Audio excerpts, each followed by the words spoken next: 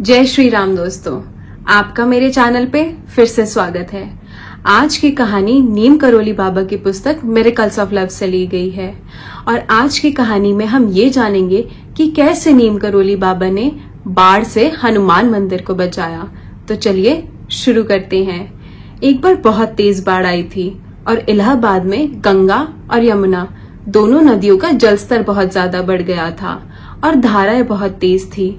निकटवर्ती किले के पत्थर भी बह रहे थे और किले में पानी घुस चुका था और वहां पे प्रसिद्ध हनुमान मंदिर और आसपास के क्षेत्र जलमग्न हो गए थे। तत्कालीन रक्षा मंत्री डॉक्टर काटजू वहां पे स्थिति का जायजा लेने आए। डॉक्टर काटजू जो अत्यंत धार्मिक व्यक्ति थे, उन्हें देखकर हनुमान मंदिर के कुछ पुजारियों ने उनसे मंदिर को बचाने की प्रार्थना करी।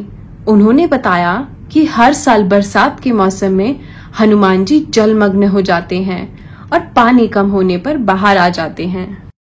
लेकिन इस बार खतरा बहुत अधिक था क्योंकि सदियों पुराने पीपल के और बरगद के पेड़ बह चुके थे। यह हनुमान मंदिर के लिए भी बहुत बड़ा खतरा था। डॉक्टर काटजू ने उनसे सहानुभूति जताई, लेकिन कहा कि हनुमान जी की मूर्ति को बचाना उनकी ही नहीं बल्कि किसी की भी मानवीय शक्तियों से परे है। केवल हनुमान जी ही ऐसा कर सकते हैं। उन्होंने कहा कि उन्हें नीम करोली बाबा की मदद लेनी चाहिए, जिन्हें हनुमान जी का अवतार माना जाता है। यह ज्ञात नहीं है और न यह जानना आवश्यक है कि उनमें से कितने लोगों ने डॉक्टर काटजू की इस बात पर विश्वास किया कि हनुमान जी के अवतार महाराज जी हैं। उनकी जरूरत बड़ी थी और वे कुछ भी करने को तैयार थे। चूंकि यह सलाह इतने बुद्धिमान और सम्मानित व्यक्ति से मिली थी, इसलिए उनमें से कई लोगों ने बाबा का जयकारा लगाना शुरू कर दिया और वे लोग कुछ देर बाद रुक गए। अपने प्रयास के सफल होने की अधिक उम्मीद ना रखने पर उनमें से कुछ लोग चले भी गए। वहां एक जीप आई और उस जीप में से एक व्यक्ति उतरा।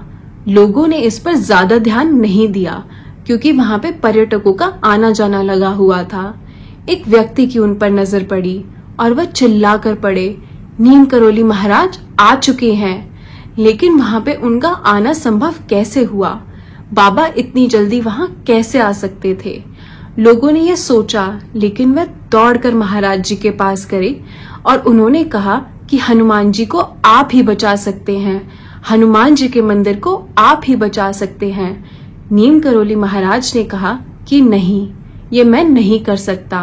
हनुमान जी को स्वयं हनुमान जी ही बचा सकते हैं। हम सिर्फ हनुमान जी से प्रार्थना कर सकते हैं कि सब कुछ सही रहे। बाबा जी ने बस बाढ़ग्रस्त नदियों का थोड़ा सा जल अपनी हथेली पर लिया और कुछ बूंदे पी और अपनी जीप पर बैठकर चले गए।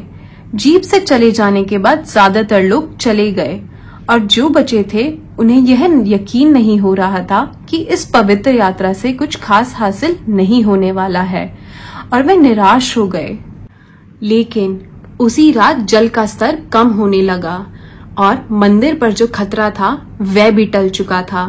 कुछ लोगों का ये मानना था कि ये बाबा की वजह से हुआ है और कुछ लोगों का ये मानना था कि ये बाबा की वजह से नहीं हुआ है और ये सब पाखंड है। पर इससे बाबा को कोई फर्क नहीं पड़ा। बाबा को उनके भक्तों ने याद करा था, इसलिए वह आए। वह अपनी प्रशंसा करवाने के लिए नहीं आए थे। उनके भक्त जब जब उनको याद करेंगे, बाबा तब तब आएंगे। इन कहानियों से हमें ये पता लगता है कि जब बाबा के भक्त मुसीबत में होते हैं तो बाबा अपने अदृश्य हाथों से उनकी कहीं ना कहीं किसी न किसी रूप में मदद जरूर करते हैं। बस उनको सच्चे दिल से याद करो। जब जब किसी भक्त ने नीम करोली बाबा को याद करा है, नीम करोली बाबा ने कभी मूक दर्शक बनकर उनकी बात अनसुनी नहीं करी है। क्योंकि जब जब असहाय लोगों की पुकार बाबा के कानों तक पहुंचती है, बाबा कैसे ना कैसे करके कुछ ना कुछ करके उस भक्त की जरूर मदद करते हैं।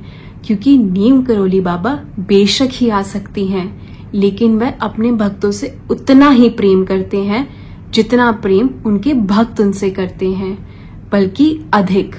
तो ये थी आज की नीम करोली बाबा की चमत्कारी कहानी। अब मिलते हैं कल एक और नई कहानी के साथ। तब तक के लिए जुड़े रहिए, अपना ख्याल रखिए।